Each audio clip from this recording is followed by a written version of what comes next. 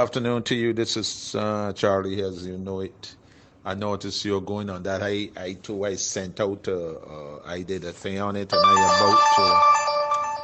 I about to do a video on it as well because I'm not sure why our party is not keeping a lot more noise. Because I don't care what you try to explain, you cannot explain away in any proper way why a country's flag is buried in another country. A flag is so sacred that a flag is not even allowed to touch the ground. That's how sacred a flag is. And when you bury that thing in another country,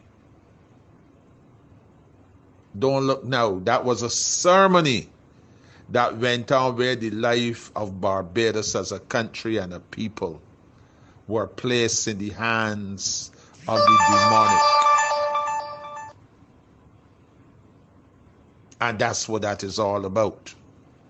If you read upon Orisha, actually it is two different cults, forms of witchcraft. There's Orissa is one, and then there's another one.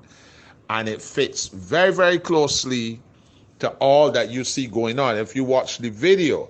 So while we were there thinking that this was some return of bones, it was no return of bones. It was Mayor Motley being initiated into this cult. And the sacrifice had to be the flag of Barbados. I've printed a lot of information out that I'm going to be talking about in a video later this evening or tomorrow. And this is what this is about. There ain't nothing healthy about this. There ain't nothing pleasant about this. There ain't nothing positive about this. There's everything that is satanic. And you know it is satanic because a flag is almost sacrilegious to destroy. So when you're going to bury a flag, but you don't bury it in your country, you're burying it in another country whose occult and spiritist history is well known, you have sacrificed our country. And I wish that the other members and stuff would pick this up, because this here has to do with the life of this country, the life of the people of this country. That is where this is at.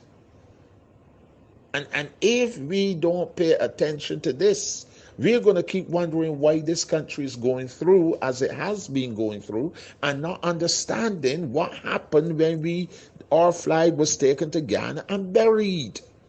Come on, you cannot look up any literature at all you want, and you will never find anything at all positive about burying a flag. You know, we look. I mean, I like questions like anybody else, but when there is some information that is readily available, when there is some common sense that is being ignored, why are we asking for information? If you want to ask for information, I don't mean you, I'm generic right now. Why is our flag buried in another country?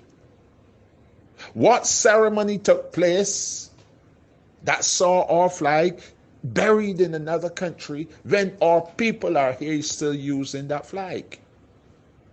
It wasn't the cessation of use of one flag and here's another. It's the very flag that we have.